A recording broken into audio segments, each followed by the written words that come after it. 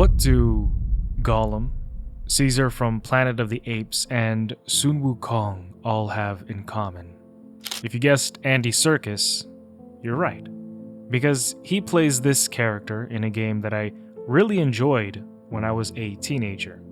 You see, before Black Myth Wukong, back in 2010, there was a game called Enslaved, Odyssey to the West, which is loosely based on the same classic Chinese novel Journey to the West that Black Myth is based off of, but it reimagines the story of Journey to the West in a post-apocalyptic setting with science fiction elements.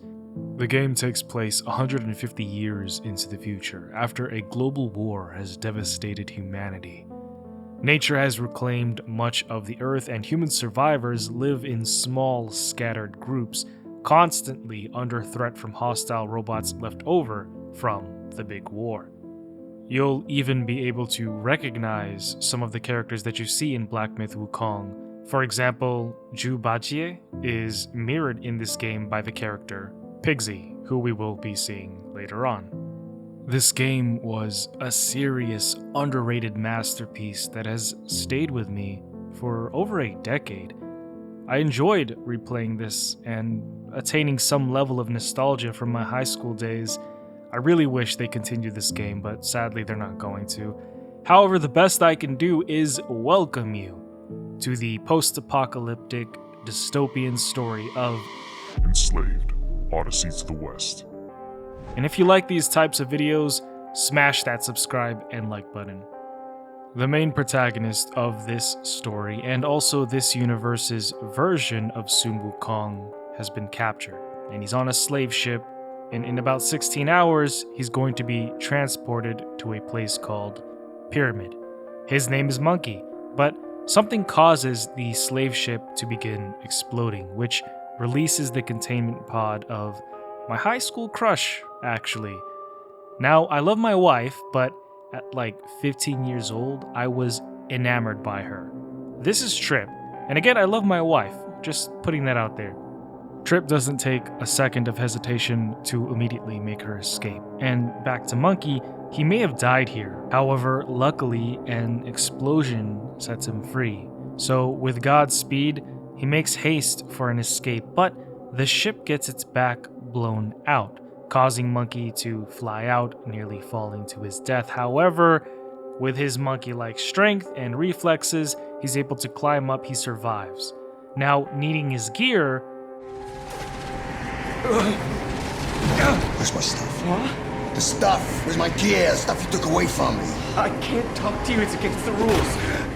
Item storage in the lower hall. He finds a working slave demanding to know where his stuff is, but when he does help Monkey, he is terminated. So, finding his motorcycle, Monkey is able to get his gauntlets and his staff, which he uses to fight the combat mechs aboard the ship. And then shortly after, he catches up to Trip and then bangs on the door for her to open up, but naturally she doesn't. So Monkey needs to navigate out and around the ship as it comes crashing down on post-apocalyptic New York City.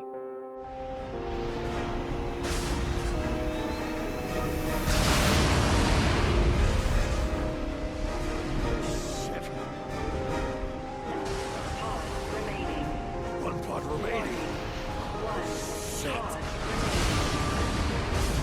With the last escape pod being occupied by Trip, Monkey has no choice but to hold on for dear life as she launches the escape pod, finding their way off of the crashing vessel.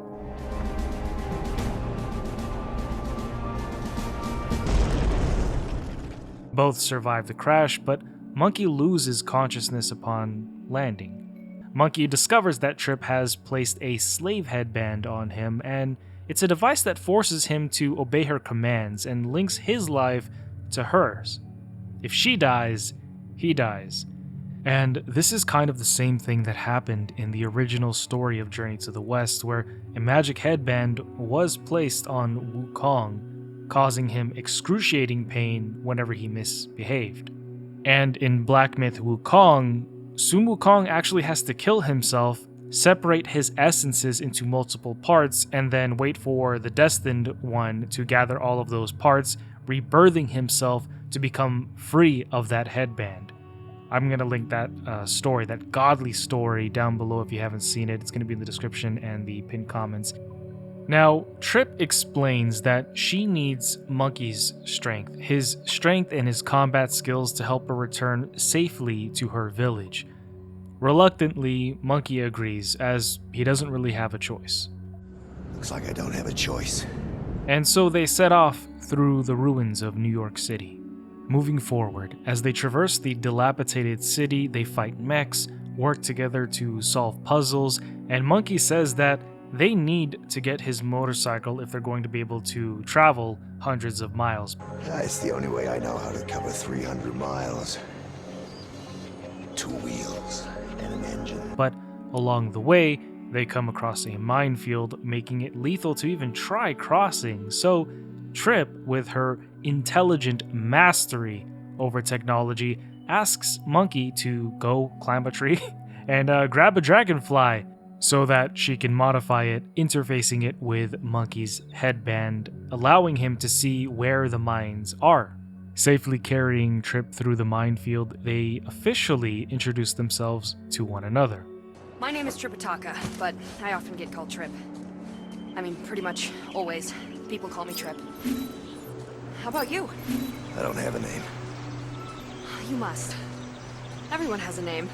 Not everyone. Well, what did your parents call you? They were killed in a mech attack when I was a kid. I grew up in the wilds, alone.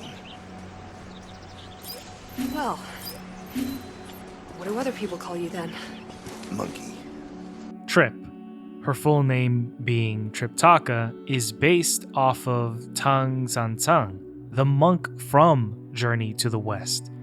Now, in the original novel, the monk Tang Sanzang leads the group, which includes Wukong and Zhu Bajie. The entire journey is about them going to get the sacred text, where he has to depend on his companions for protection because he isn't that strong by himself. He's just a monk. Now, in Enslaved, Odyssey to the West, Trip plays a similar role as the leader and the guide, using her intelligence to navigate the journey while relying on Monkey's strength, and then later Pigsy, to keep them safe, just in a more modern, post-apocalyptic type setting. Pressing forward, the duo faces numerous challenges, including hordes of dormant mechs that reactivate and environmental obstacles.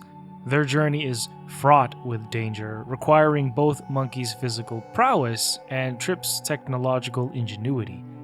Keeping it pushing forward, they find a big fish tank, and Trip marvels how, actually, they're called aquariums, right? Yeah, aquariums. Trip marvels at how there is actually still life, considering that most of the wildlife in this world has perished, and the entire world itself has mostly been mechanized. But when she says that the aquarium is like her and her village, Monkey reminds her of the reality in which they're currently in. That the slavers who caught them in the beginning would likely go around again and find her village, and that when they do, it's not going to be pretty.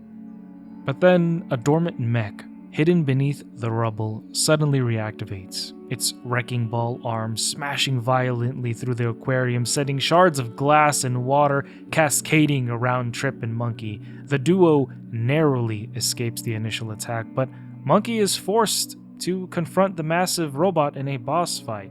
Direct assaults prove futile as the mech shrugs off his strikes, and its thick armor is impervious to damage. Realizing brute force alone isn't going to work, with precision and timing, Monkey lures the mech into colliding with the structure, causing the enormous stone ball perched at the peak to topple down and crush the mech beneath its weight. But the victory came at a devastating cost of countless lives of fish.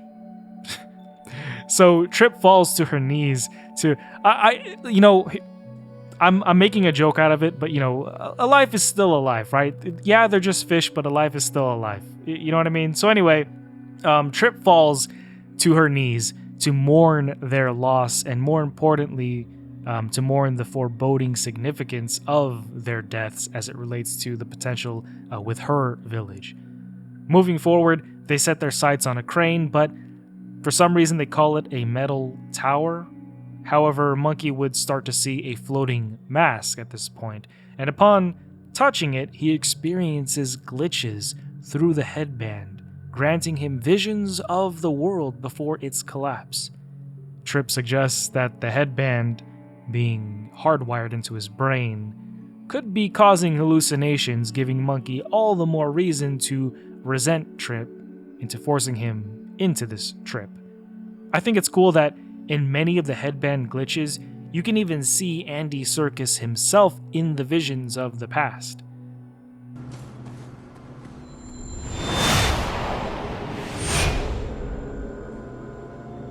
Moving through the broken building and ripping a mech's arms off through its shoulders,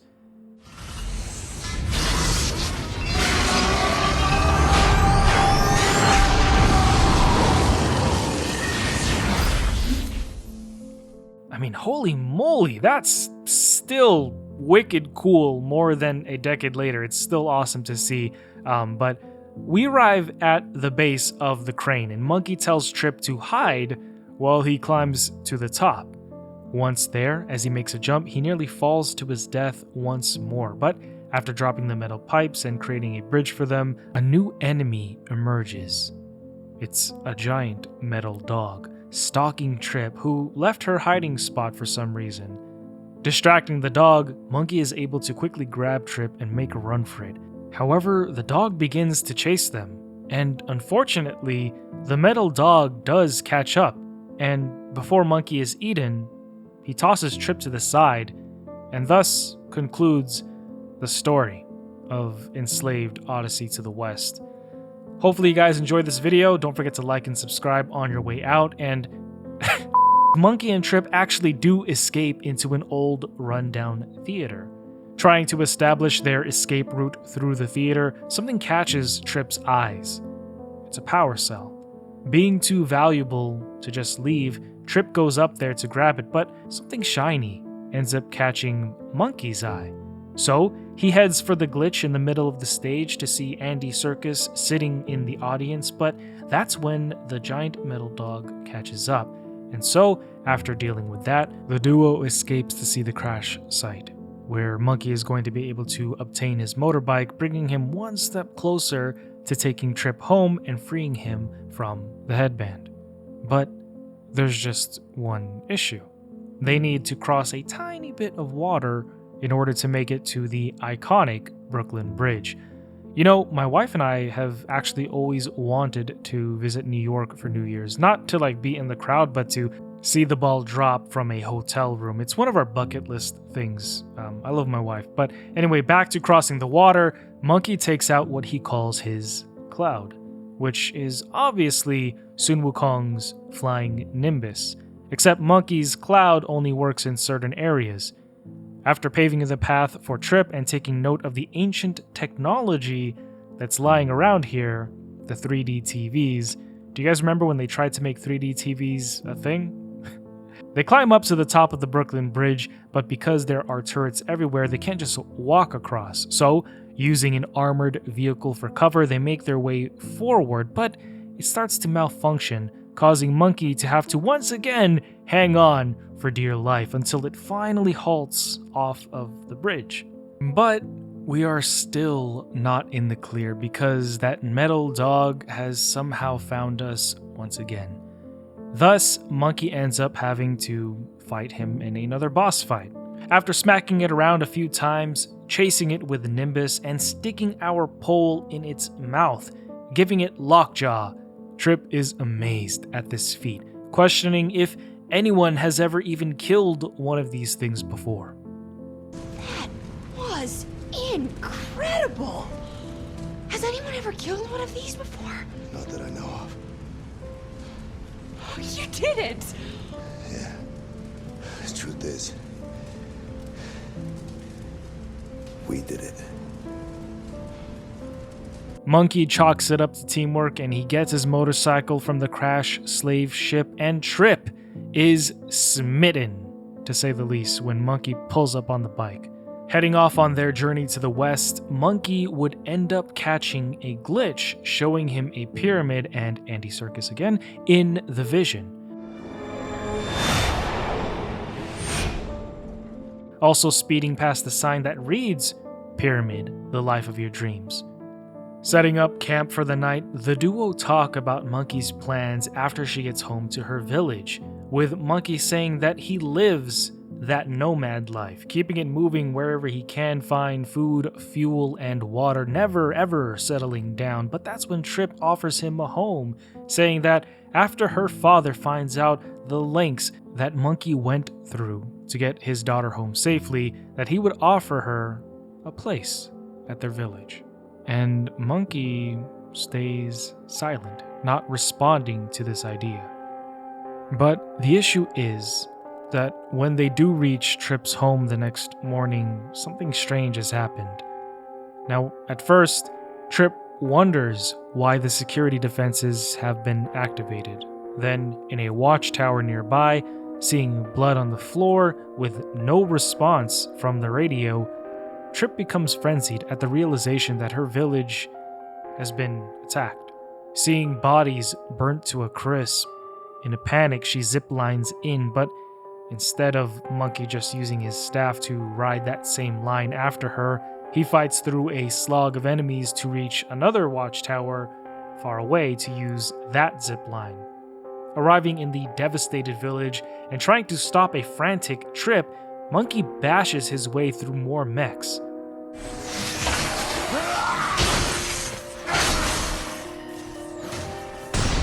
Finally catching up to Trip, whose nightmares actually came true, she says that the slavers did in fact come back to decimate her home, but has a glimmer of hope when Monkey asks if there was anywhere that anybody could have hidden. So, heading to the war room, seeing the door still intact, Trip is excited that her father might still be alive inside. However, gaining access isn't going to be straightforward, so after dropping the sails on a wind turbine, powering the system down, fighting through some mechs, and ripping a Gatling gun off of another giant metal dog, we finally open the war room. And we do find Trip's dad, but... My daughter. My beautiful daughter. I know how resourceful you are. I know there's a chance you will come back. I'm recording this message for you.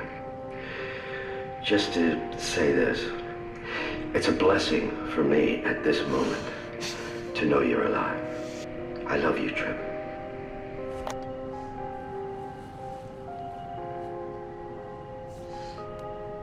I said, get me home. I'll set you free. I guess I lied. The slavers come from the west, so that's where we're going. I want to find out who did this. And then I'm gonna kill him. Driven by rage and revenge, Trip leads Monkey to an old friend of her father's, this world's version of Zhu Bajie, whom they encounter shortly after defeating another giant dog-like mech. Now, initially suspicious, Pigsy points the gun at them, mistaking them for intruders. However, upon recognizing Trip, he lowers his guard and greets her warmly. But his excitement turns to sorrow when he does learn of her father's death. Where's your father?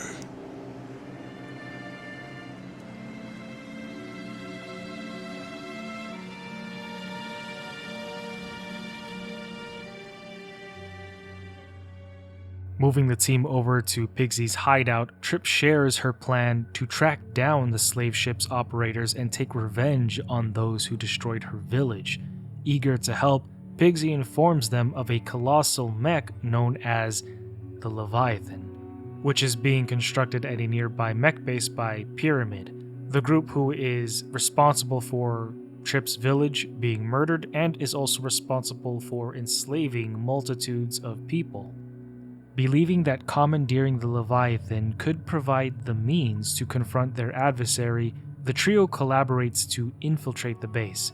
However, before they can take over the Leviathan, the trio needs to gather parts necessary for the mission. Consequently, the first part is atop a tall tower in which Pigsy challenges Monkey in a race to the very top. Pigsy, despite using tools to essentially fly up top, loses to Monkey, who has to climb and jump his way up. After collecting the part, Pigsy awkwardly asks if he and Trip are dating because he's always fancied her, which is kind of weird because Pigsy looks to be about 40 or 50 while Trip is 19 years old, and that is his friend's daughter. So that's weird. If I was her father, I would probably drop Pigsy in a heartbeat. That's just me. And for Pigsy to say that he's always fancied her is even creepier because that means he's been eyeing her since she was younger. Spawn camping is wild. Even Trip is a bit disgusted, to be honest, by this as she turns to look at them because she can hear everything being said through Monkey's headband.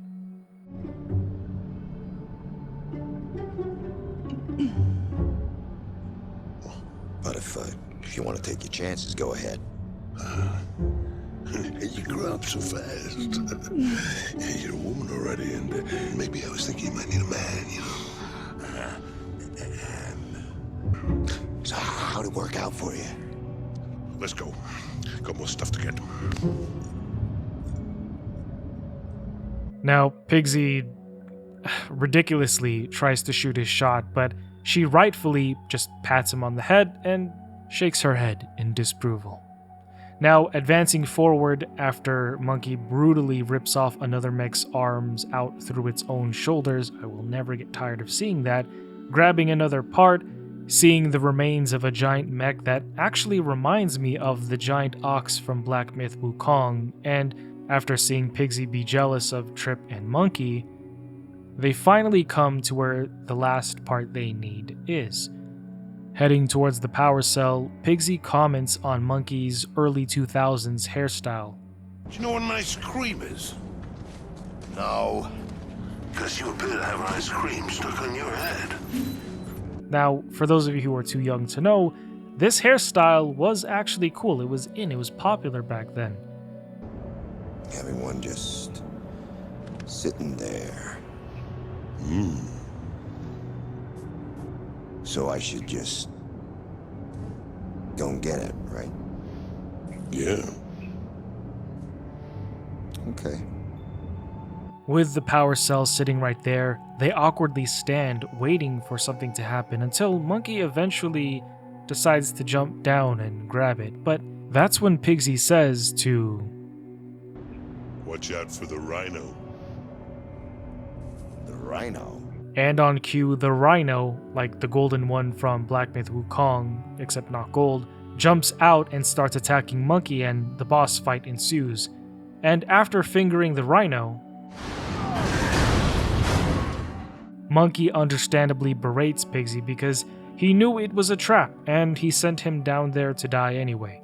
Pigsy reveals that he was just in his feelings after being rejected by Trip, but in the middle of their bickering, the Rhino reactivated while Trip was on it running scans, and so, hopping on the flying Nimbus, Monkey chases after her, saving her just in time before the Rhino runs into an explosion. Now, initially, Pigsy appears to be happy that Monkey might have been hurt, but then he laments at seeing how close Monkey and Trip are. Hopping on a flying bus, the group is ready to head to the base to take Leviathan and to fight Pyramid, but that's when they're stopped by security, who identifies them as a potential threat. The security begins to ask Pigsy for the landing codes, and knowing that they're about to get shot down, Trip and Monkey head into the escape pod while Pigsy struggles to provide said codes. Escaping being blown up, landing safely outside a dam, infiltrating and making their way into the base, they come face to face with the Leviathan. However, because it's submerged underwater, the group has to find a submarine. So, after doing just that, making plans to unshackle and turn on the Leviathan, and running into an invisible wall, they make their way into the power core. But as Trip prepares the Leviathan, Monkey is forced to fight off an army of mechs that are closing in on them. Now powered up, Pigsy in the pilot's seat, they blow up the dam, making their escape and heading straight for Pyramid. During their journey, Trip, feeling badly about enslaving Monkey, turns off the headband, releasing Monkey, making him free. But for some reason, Monkey, full-on simping for Trip, tells her to turn it back on, which is a bit odd because, I mean, let's be honest, you can still be free. You don't need the headband to accompany her as she zeroes out her arch enemy. But I guess it's the meaning behind it. Or maybe Monkey is just into being told what to do. I love my wife. There are some guys who are into that. Yeah, I love it when my wife tells me what to do. But anyway, let's not think too much about that, because when the trio closes in on Pyramid, they come under siege from a bunch of mechs, including a squad of giant metal scorpion mega mechs. But one is actually able to climb on to Leviathan and wreak absolute havoc. At one point, Pigsy thinks that it's retreating, but Monkey knows it won't give up that easily, and he was right, because the scorpion just crawled over to the other side of the Leviathan, and it tries its best to take us down, but Monkey is able to fend it off by using its own tail to laser its own head. But the victory is short-lived because 5 more scorpions are approaching, and if they had so much trouble with just one scorpion, I mean, what chance do they honestly have against 5? Knowing this, Pigsy tells Monkey to grab Trip and to leave, as he self-destructs the Leviathan with him in it.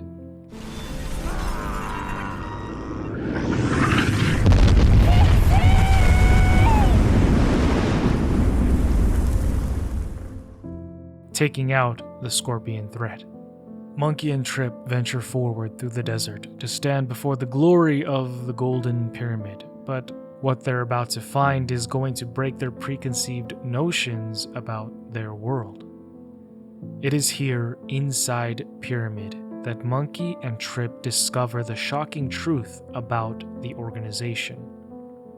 They encounter a man who identifies himself as Pyramid, a relic of the pre-apocalyptic world, but really, it's just Andy Serkis. Now, Pyramid reveals that he is using advanced technology to keep himself alive and is also enslaving humans by connecting them to a virtual reality simulation of his memories, a vision of a peaceful, idyllic world from before the war. His justification is that this system preserves humanity's essence by shielding people from the harsh realities of the ruined world. Pyramid states that the enslaved are able to live in their simulation, essentially living full lives with jobs and families. We store his memories of the world that once was. I am Pyramid. I am that man. But I am more than a memory.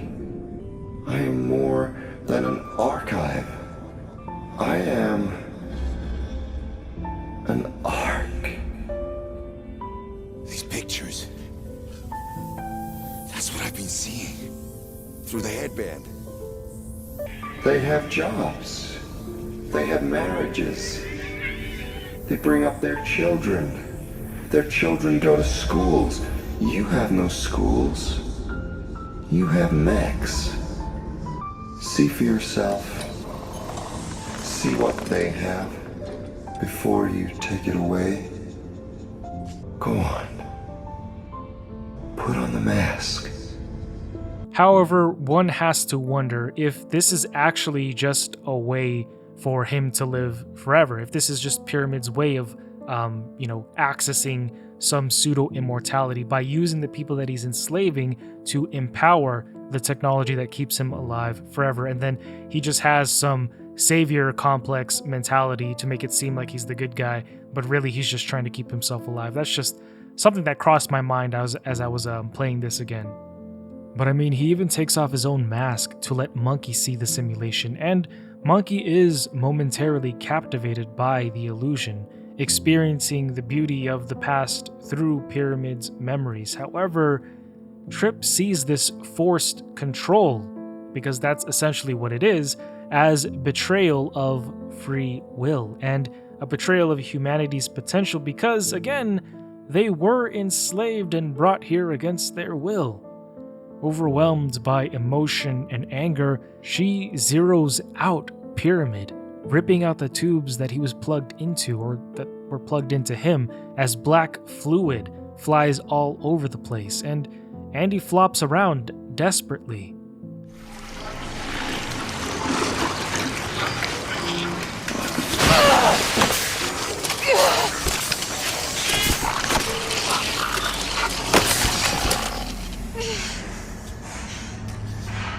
It's done. Trip shuts down the whole operation, the entire system, and liberates the enslaved, but wonders if she did the right thing. Would the enslaved have chosen to stay slaves to their dream worlds, or would they have chosen to come back to their dystopian, harsh reality? If you're curious to see another legendary reimagining of Journey to the West, join me by clicking the video on the screen as we dive deep into the epic story of Black Myth Wukong.